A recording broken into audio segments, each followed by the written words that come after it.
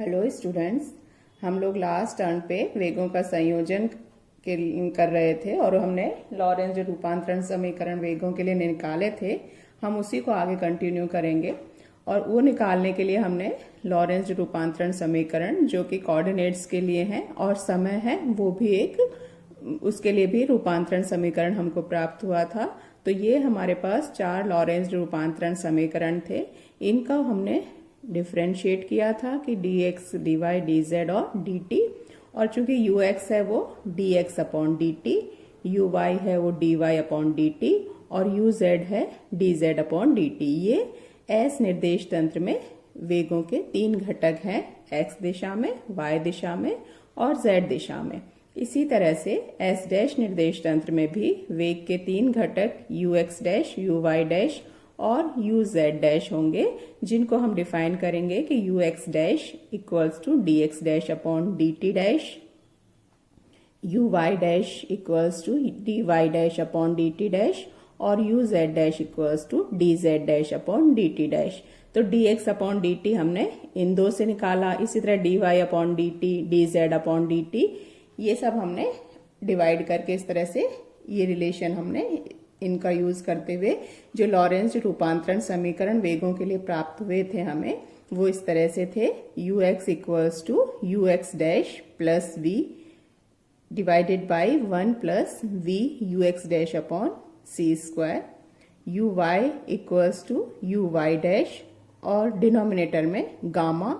1 plus v ux dash upon c square और uz equals to uz dash upon gamma 1 plus v ux dash upon c square. और जैसा कि पहले हमने बताया है कि गामा का मतलब है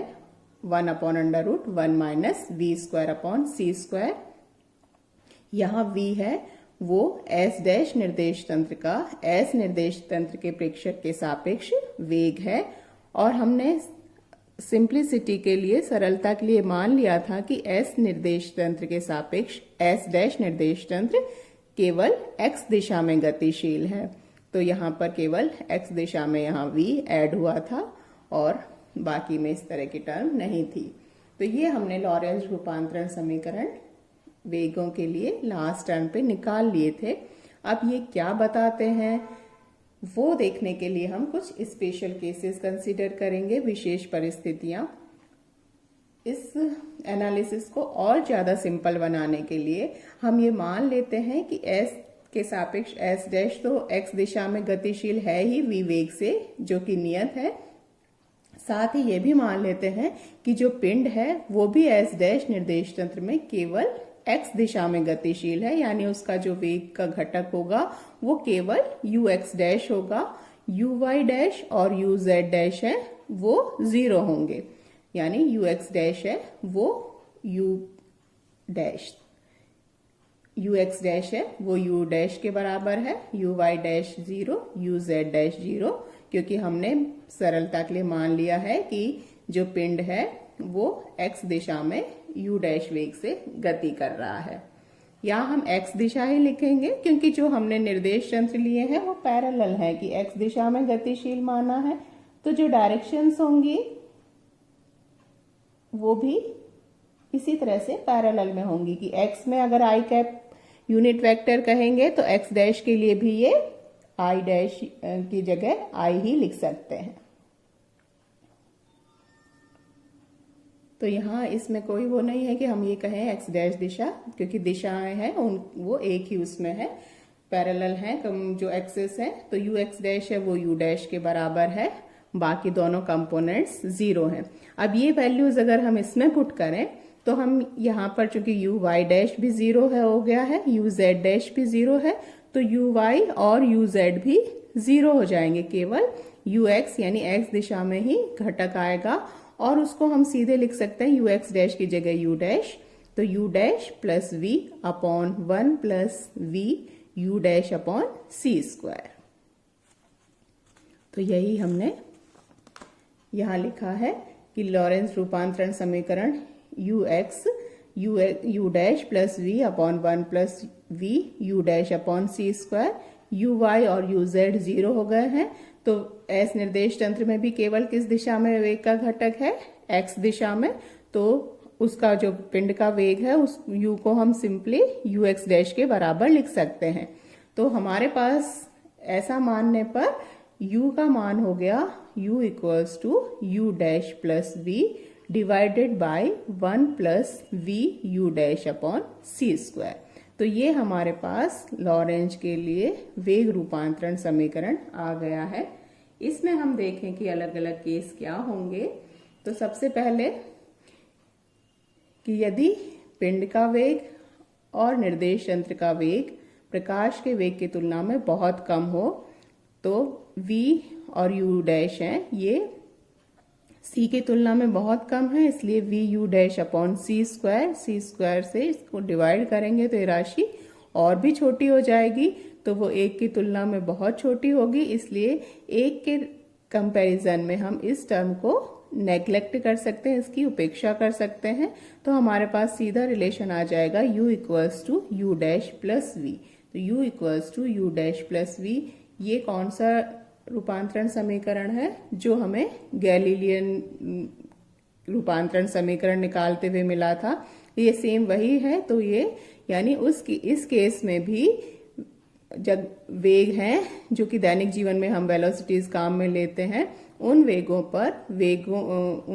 पर लॉरेंज रूपांतरण समीकरण गैलीलियन रूपांतरण समीकरण में परिवर्तित हो जाता है। सेकंड केस कंसीडर करते हैं कि मान लीजिए एस डैश निर्देश तंत्र में जो पिंड है वो प्रकाश के वेग c से गतिशील है, यानी u डैश है वो c के बराबर है। तो उस केस में क्या होगा कि अगर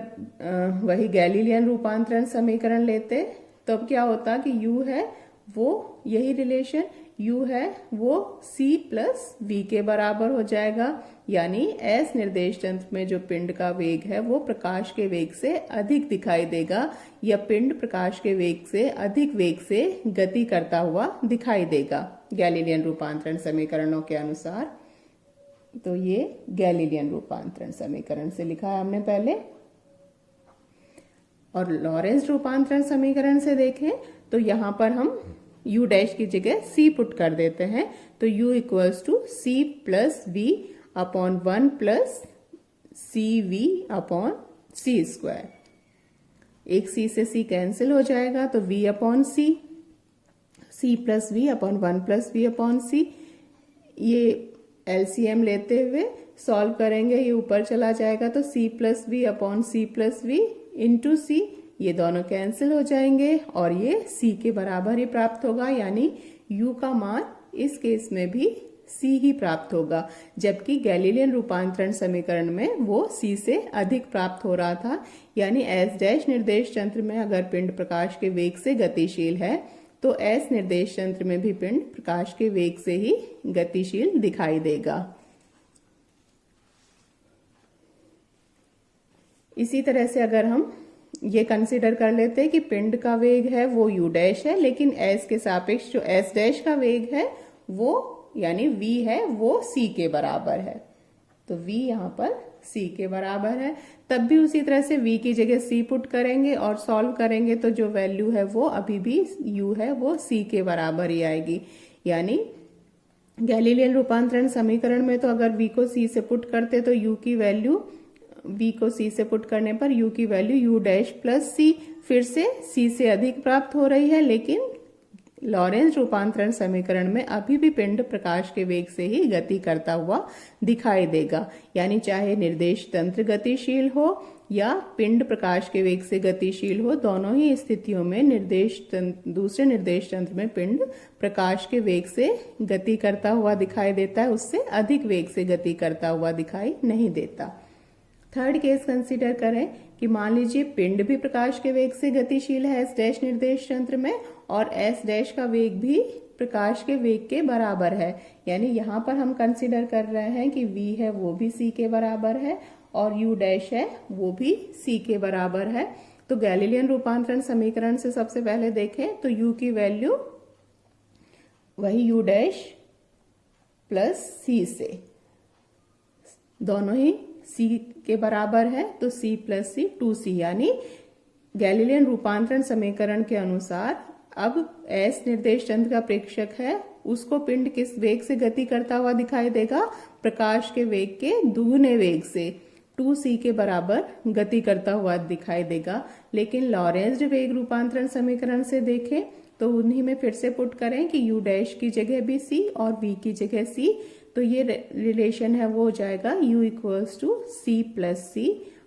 डिवाइडेड बाई 1 प्लस vu था, वहां पर vu डैश था, उनकी जगह वही c इंटू सी अपॉन सी स्क्वायर, ये भी c स्क्वायर ये भी c स्क्वायर कैंसिल हो जाएगा, 1 प्लस 1 2 और ऊपर भी 2c, तो 2c अपॉन 2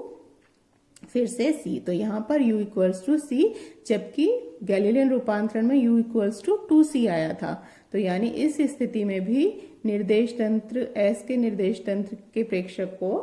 पिंड का वेग प्रकाश के वेग के बराबर दिखाई देगा, जबकि s डैश और s में डैश में पिंड है वो प्रकाश के वेग से गतिशील है। तब भी s निर्देश तंत्र के प्रेक्षक को पिंड का जो वेग है वो प्रकाश के वेग के बराबर दिखाई देगा, उससे अधिक वेग से गति करता हुआ दिखाई नहीं देगा। फोर्थ जो अभी हमने निकाले हैं उनको हम मैथमेटिकली इस तरह से भी प्रूव कर सकते हैं कि जो u था वो u dash plus v upon 1 plus v u dash upon c square था। इसको थोड़ा सॉल्व कर लिया है, सी स्क्वायर एलसीएम लेते हुए ऊपर चला गया, तो c square u dash plus v upon c square plus v u dash, ये सी स्क्वायर है, इसका एक सी यहाँ पर डिवाइड कर देते हैं, तो u upon c equals to c u dash plus v upon वही c square plus v u dash. Next term में हम 1 माइनस यू अपॉन सी निकालते हैं, तो 1 माइनस दोनों तरफ करने पर 1 minus u upon c equals to 1 minus c u dash plus v upon c square plus v u dash. थोड़ा सा सॉल्व कर लेंगे, c square plus v u dash LCM, तो c square plus v u dash, यहाँ minus sign था इसलिए minus c u dash minus c v. जो दो माइनस की टर्म्स हैं और दो प्लस की टर्म्स हैं, एक एक टर्म को एक के साथ एक प्लस की और एक माइनस की कंबाइन कर लेते हैं, कोई से वो भी कर सकते हैं। मान लीजिए हमने इन दो को पहले कंबाइन किया है, तो यहाँ सी स्क्वायर है यहाँ सी है, हमने एक सी कॉमन ले लिया है, तो यहाँ से सी माइनस यू डैश, तो ये दो टर्म्स हमने पहले कंबाइन करी है, सी स्क्वायर और माइनस सी यू डैश। इसको भी कर सकते थे, वही रिजल्ट आएगा, तो c into c minus u dash. अब ये दो टर्म्स बच गई, इसमें भी एक प्लस की है एक माइनस की है, तो माइनस v कॉमन, यहाँ इन दोनों टर्म्स में देखें तो v कॉमन है, तो वो माइनस के साथ कॉमन ले लेते हैं, तो minus v c minus u dash, तो ये c माइनस यू डैश ये दोनों में कॉमन है, तो ये क्या हो गया हमारे पास result 1 minus u upon c equals to c minus u dash into c minus we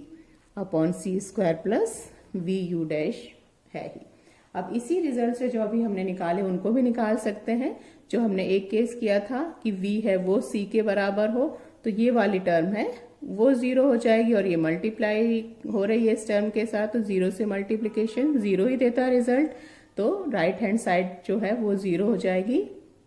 यानी 1 माइनस यू अपॉन सी 0 के बराबर होगा या u इक्वल्स टू c आ जाएगा। इसी तरह से यदि s डैश में प्रकाश के वेग से पिंड गतिशील है यानी u डैश का मान c है, तब फिर से ये वाली टर्म 0 हो जाएगी और उसी तरह से राइट हैंड साइड 0 होने से ये left hand side 1 minus u upon c है ये भी 0 होना चाहिए या u का मान फिर से c ही प्राप्त होगा।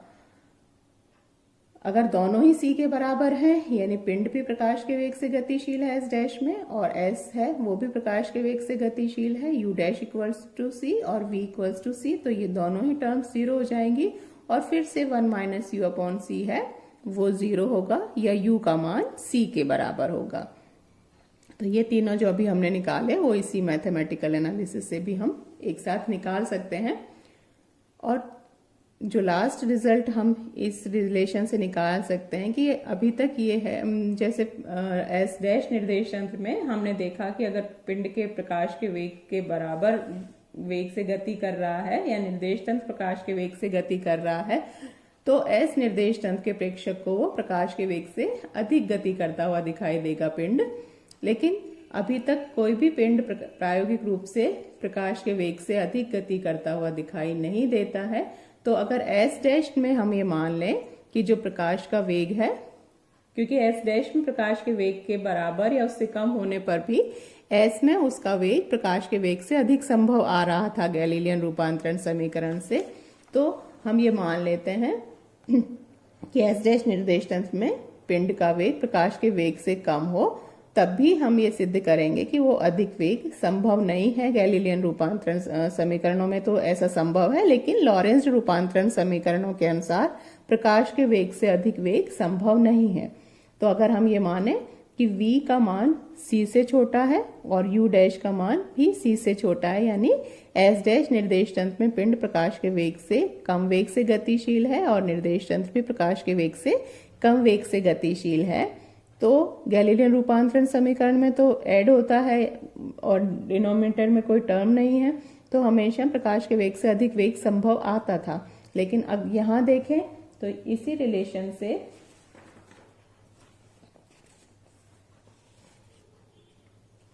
जो हमने अभी निकाला था कि ये 1 माइनस यू, तो अगर v c से छोटा है और u डैश भी c से छोटा है तो ये दोनों राशियां कैसी हो गई, पॉजिटिव होंगी। नीचे भी पॉजिटिव राशि है, c स्क्वायर के साथ कुछ टर्म है जो c से छोटी है वो ऐड हो रही हैं, तो डिनोमिनेटर भी पॉजिटिव है, न्यूमरेटर भी पॉजिटिव है, यानी 1 माइनस यू अपॉन सी कैसा होना चाहिए, एक धनात्मक राशि होनी चाहिए। तो 1 माइनस यू अपॉन सी एक धनात्मक राशि प्राप्त होगी। धनात्मक राशि का मतलब u अपॉन सी है वो 1 से छोटा होगा, तभी ये पॉजिटिव हो सकता है। तो u अपॉन सी 1 से छोटा होगा, यानी u की वैल्यू है वो c से कम होनी चाहिए। तो लॉरेंज रूपांतरण समीकरण में जो पिंड का वेग होगा वो प्रकाश के वेग से कम ही प्राप्त होगा, उससे अधिक वेग संभव नहीं है। यानी लॉरेंज रूपांतरण संबंधों के अनुसार प्रकाश के वेग से अधिक वेग संभव नहीं है। हमने अलग अलग केस देख लिए कि अगर प्रकाश के वेग से भी गतिशील हो तब भी वो प्रकाश के वेग से गतिशील दिखाई देता है, और उससे कम वेग से गतिशील हो तब दूसरे निर्देश तंत्र में भी वो पिंड के प्रकाश के वेग से कम ही वेग से गति करता हुआ दिखाई देगा। यानी किसी पिंड का अधिकतम वेग प्रकाश के वेग के बराबर हो सकता है, उससे अधिक नहीं हो सकता। तो यदि पिंड एक जड़त्वीय निर्देश तंत्र में प्रकाश के वेग से गतिशील है तो दूसरे जड़त्वीय निर्देश तंत्र में भी प्रकाश के वेग से ही गति करता हुआ दिखाई देगा। यानी प्रकाश का वेग एक निश्चर राशि है और जो कि आइंस्टीन के आपेक्षता सिद्धांत के अनुरूप है, जबकि गैलीलियन रूपांतरण समीकरण आइंस्टाइन के आपेक्षिकता सिद्धांत पर खरे नहीं उतरते थे। वहां प्रकाश के वेग से अधिक वेग संभव है, यानी प्रकाश का वेग निर्देश तंत्र और जो पिंड है उनके सापेक्षिक वेग पर निर्भर करता है, जबकि लॉरेंज रूपांतरण समीकरण में ऐसा नहीं होता। यानी लॉरेंज रूपांतरण समीकरण आइंस्टीन के आपेक्षिकता सिद्धांत का पालन करते हैं और साथ ही प्रकाश के वेग से कम वेग की तुलना में बहुत कम वेग होने पर ये पुनः जो है गैलीलियन रूपांतरण समीकरण में कन्वर्ट हो जाते हैं, जैसा कि हमने यहाँ पर सबसे पहले सिद्ध किया था। तो ये वेगों के संयोजन से संबंधित लेक्चर हुआ। हमने प्रूव किया कि प्रकाश का वेग है वो अधिकतम वेग संभव है किसी पिंड के लिए, और प्रकाश का वेग एक निश्चय राशि है। इससे आगे हम नेक्स्ट लेक्चर में करेंगे।